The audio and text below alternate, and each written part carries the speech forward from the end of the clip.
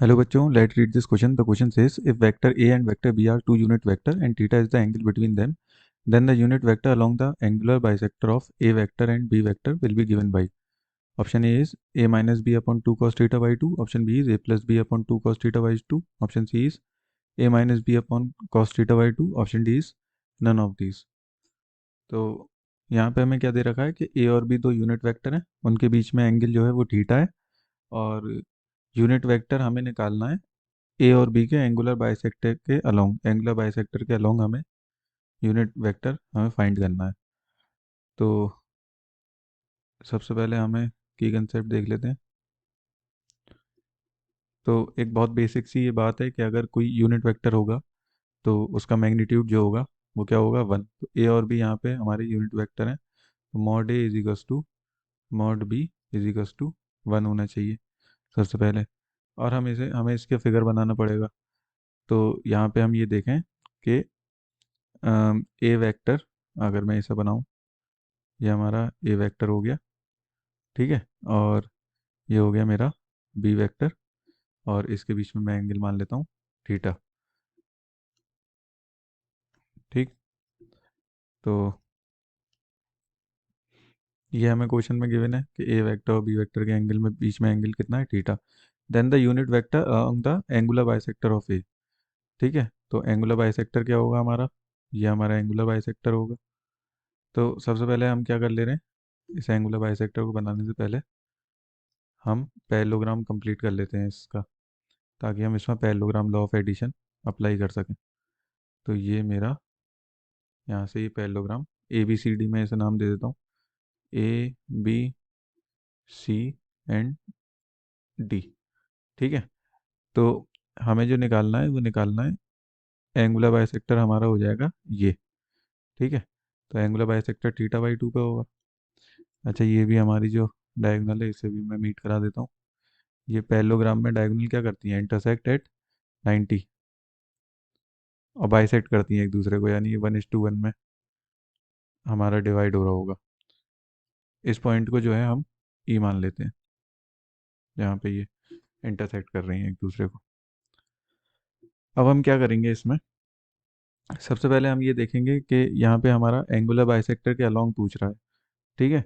तो जैसे हम vector vector in direction of vector in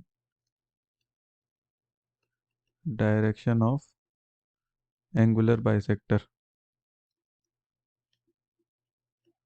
of A and B.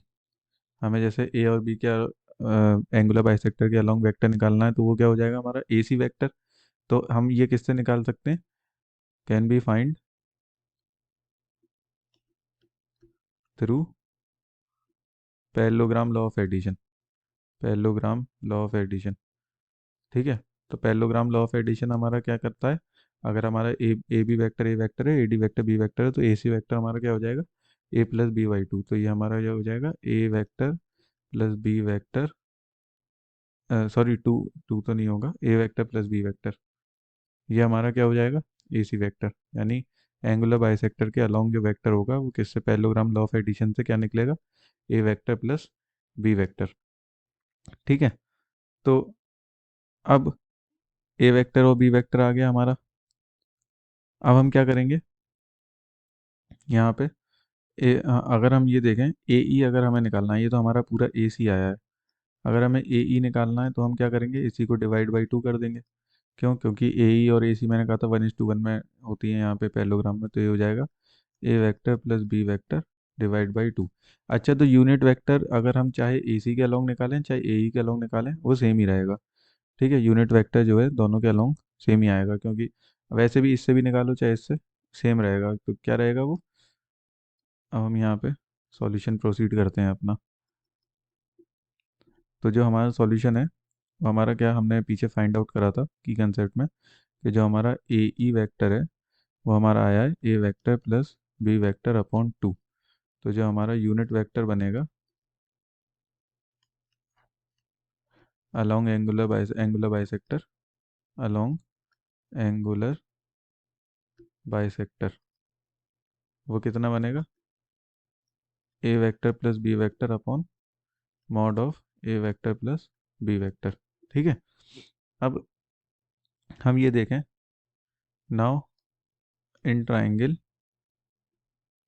A E B, A E B triangle हमारा क्या है, ये रहा हमारा ए ई बी, ये हमारा एंगल है। तो ये एंगल यानी ये 90 है यहाँ पे, ये वाली ए ई साइड क्या हो जाएगी हमारी बेस, और ये ए बी साइड क्या हो जाएगी हाइपोटेनस। तो अगर हम कॉस लगाएं इसमें, कॉस थीटा का रेशियो, तो ये हो जाएगा cos of theta by two is equals to A E upon A B, base upon hypotenuse. ठीक है। तो यहाँ से हम क्या कह सकते हैं, यहाँ से हम कह सकते हैं ए ई की वैल्यू हो जाएगी A B cos theta by two. अब ए बी जो आया था हमारा क्या आया था, ए प्लस बी बाई टू, यहाँ पे ए प्लस बी बाई टू इस फिगर के अकॉर्डिंग।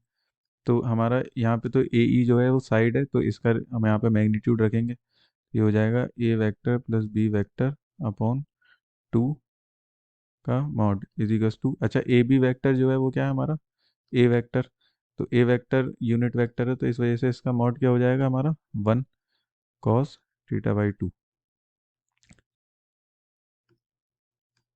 तो अब यहाँ से हम इसे लिख देंगे mod of A vector plus B vector is equals to two into cos theta by two. अच्छा, मैंने जो पीछे यहाँ पे निकाल दिया था unit vector along angular bisector कितना आया था हमारा, A plus B vector upon mod A plus B का मॉड। तो यानी हमारा इसमें अगर A mod of A plus B अगर हम पुट कर देंगे two cos theta by two, तो हमारा जो फाइनल आंसर हो जाएगा, तो जो हमारा फाइनल आंसर है वो हमारा ये हो जाएगा unit vector along angular bisector, जो हमारा था कितना, A vector plus B vector upon mod of A vector plus B vector. इसकी जगह अगर हम पुट कर दें तो हो जाएगा A vector plus B vector upon two cos theta by two. Hence, option B is correct. So I hope you will understand this solution. Thank you. All the best.